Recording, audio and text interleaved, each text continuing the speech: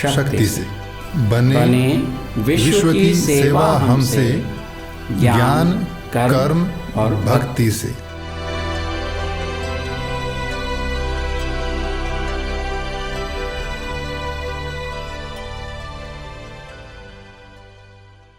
नमस्कार, Birla public school Pilani की podcast series में आपका हार्दिक स्वागत है।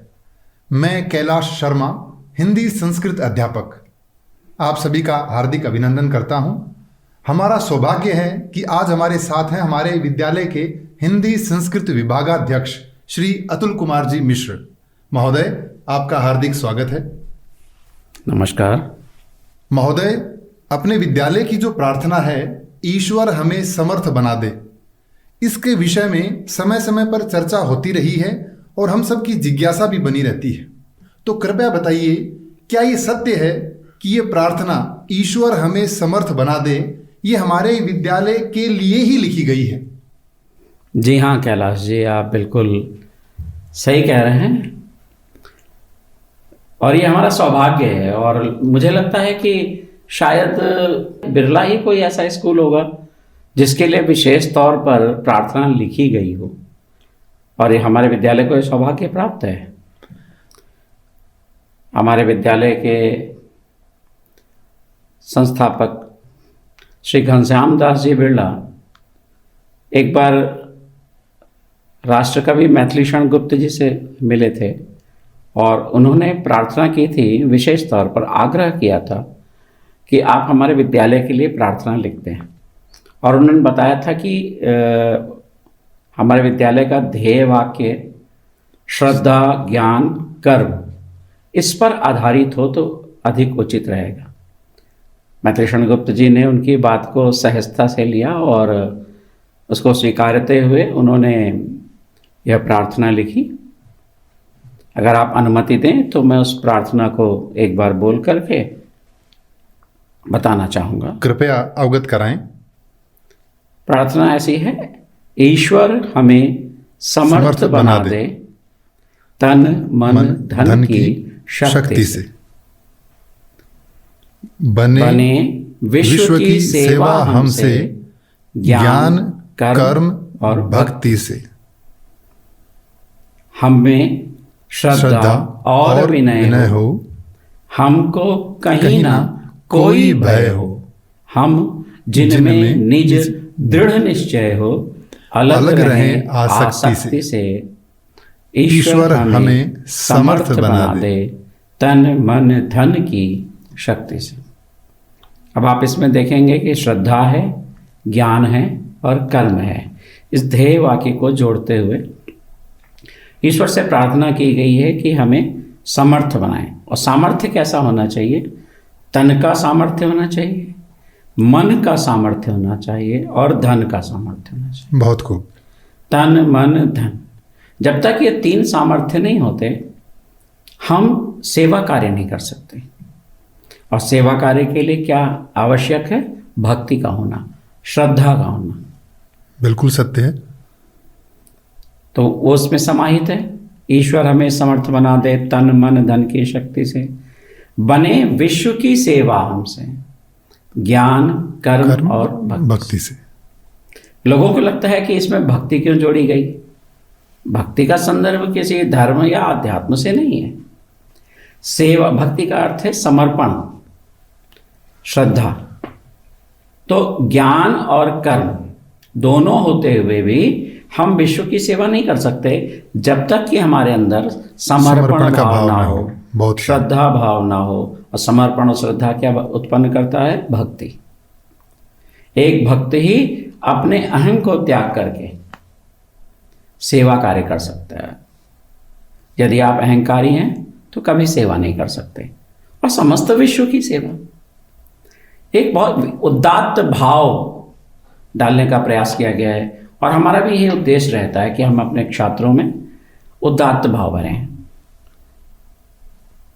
समस्त विश्व को अपना घर मानते हुए, विश्व के समस्त निवासियों को हम अपने परिवार का सदस्य मानते हुए उनके सेवा का भाव रखें। और जब भी अवसर मिले हम ज्ञान से, कर्म के माध्यम से, धन से, तन से, मन से, हर तरह से उनकी सेवा कर सकें। इसके बाद है हम में श्रद्धा और विनय हो। देखिए, अब सेवा के लिए सब आवश्यक तत्व हैं जो कि मानवता का प्रमुख गुण है। हम में श्रद्धा हो और विनयशीलता हो। श्रद्धा अगर होती है तो व्यक्ति स्वतः विनयशील हो जाता है। हम में श्रद्धा और विनय हो, और इन सब के साथ क्या आवश्यक है? हमको कहीं ना कोई भय हो। अब इस बात को लेकर आपत्ति उठा सकते हैं कि भय ना हो तो इसका मतलब वो दंड हो जाएगा। ऐसा नहीं है। भय रहकर, भय रहित व्यक्ति ही ज्ञान प्राप्त कर सकता है। आप इस बात को ध्यान, हमारी सनातन परंपरा, हमारे ऋषि मुनियों का जो चिंतन था, उन्होंने हमें निर्भय होना सिखाया। ज्ञान प्राप्ति की पहली शर्त है, आगे बढ़ने के, उन्नति की, प्रगति की पहली शर्त है कि हमें निर्भय होना है। कहीं ना कोई, किसी स्थान पर भी किसी भी प्रकार का भय नहीं होगा। तभी हम आत्मोन्नति कर पाएंगे, तभी हम देश और समाज की प्रगति कर पाएंगे, तभी हम अपनी भौतिक प्रगति कर पाएंगे या आध्यात्मिक प्रगति कर पाएंगे। भयभीत व्यक्ति कभी आगे बढ़कर कोई दायित्व ग्रहण करना नहीं चाहता। निर्भय व्यक्ति ही सहज और सहर्ष हंसता हुआ किसी भी दायित्व का ग्रहण कर सकता है। इसलिए हम अपने छात्रों को, अपने विद्यार्थियों को निर्भय होना सिखाते हैं। निर्भयता का अर्थ उद्दंडता नहीं है। निर्भयता, उससे पहले है विनयशीलता, श्रद्धा। हम जिनमें निज दृढ़ निश्चय हो, निज दृढ़ निश्चय, यहां बहुत महत्वपूर्ण बात मैत्री शरणगुप्त जी ने डाली है। हमें स्वयं का दृढ़ निश्चय होना चाहिए, थोपा गया नहीं, बहुत अच्छी दिखावे का दृढ़ निश्चय नहीं है कि हम बहुत निश्चयी हैं और लेकिन आंतरिक तौर पर नहीं है। इसलिए निज, निज शब्द का प्रयोग किया गया कि आंतरिक दृढ़ता होगी तभी हम बाह्य दृढ़ता का प्रदर्शन कर पाएंगे। और निश्चय वो बेकार है जब तक उसमें दृढ़ता ना हो, डटे रहने का सामर्थ्य ना हो। और ये कब आता है? देखिए, जोड़िए, कड़ी को जोड़िए। जब हम निर्भय होते हैं, जब हम विनत होते हैं, जब हम ज्ञान और कर्म की शक्तियों से भरे होते हैं, एक एक क्रम जुड़ता है, तब हम आसक्ति से परे हो सकते हैं। अब इसकी अगली पंक्ति है कि अलग रहें आसक्ति से। ये आसक्ति हमें भय, देखिए अब ये बड़ी महत्वपूर्ण बात है। जब हम किसी के प्रति आसक्त हो जाते हैं, वो हमारा है, वो हमसे छिन ना जाए, तो सबसे पहला भय क्या आता है? छिन ना जाना, कि हमसे खो जाएगा।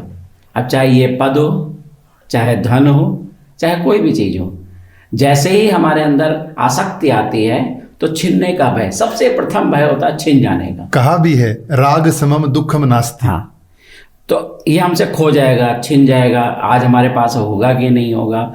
और इस भय के कारण फिर जितने भी प्रकार की बुराइयां होती हैं, दोष होते हैं, वो हमारे अंदर स्वतः उत्पन्न होते चले जाते हैं। जैसे ही छिने जाने का भय आएगा, आप छल करने लग जाओगे, कपट करने लग जाओगे, पाखंड करने लग जाओगे, झूठ बोलने लग जाओगे। तो समस्त दोषों का कारण यही है आसक्ति, जुड़ाव हो जाना इतना गहरा कि बस अब ये हटना नहीं चाहिए मेरे से, ये कुर्सी मेरी है तो मेरी है, कोई दूसरा ना बैठे। ये चीज़ें जो हैं वो हमें भयभीत कर देती हैं, और जैसे ही हम भयभीत होते हैं हम परम स्वार्थ में, गहन स्वार्थ में गिर जाते हैं। फिर वो प्रथम भाव कि बने विश्व की सेवा हमसे बिल्कुल दूर हो जाता है, अपनी सेवा में लग जाते हैं।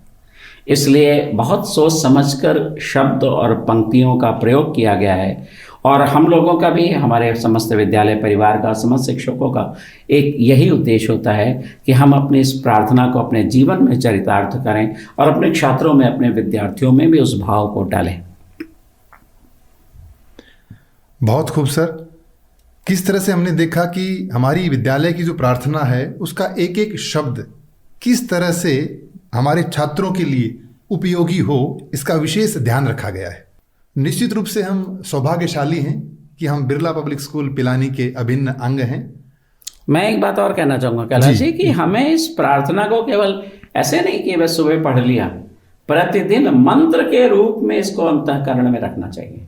बहुत बिल्कुल सही क्योंकि कहा ये सर आपने। कई सारे संस्कृत के सूत्रों और श्लोक जो सूक्ति वाक्य सूक्ति। हैं, उन सबको मिला करके एक करके, तो ये एक पूरा मंत्र है जिसे हमें अपने मन में धारण करके अपने आचरण में उतारना चाहिए और प्रतिदिन इसका अभ्यास बच्चों से कराया जाना चाहिए। श्रद्धावान लभते ज्ञानम, उससे प्रेरित होकर हमारा ध्येय वाक्य श्रद्धा ज्ञान कर्म लिया गया है जी हाँ, और उसी को इस विद्यालय की प्रार्थना में भी समाहित पूर्ण किया रूप गया से है। समाहित किया गया बहुत है। बढ़िया सर, बिल्कुल बहुत बढ़िया। क्रम से, एक एक क्रम से, क्या सजावट है। और ऐसे ही नहीं, वो हमारे पहले राष्ट्र कवि हैं श्री मैथिलीशरण गुप्त जी दद्दा जी, और बहुत गहन अर्थ गंभीर रखते हैं। धन्यवाद महोदय, जो आपने इतने महत्वपूर्ण विषय से हमें अवगत कराया। मैं आप सभी का हार्दिक अभिनंदन करता हूं। धन्यवाद, नमस्कार।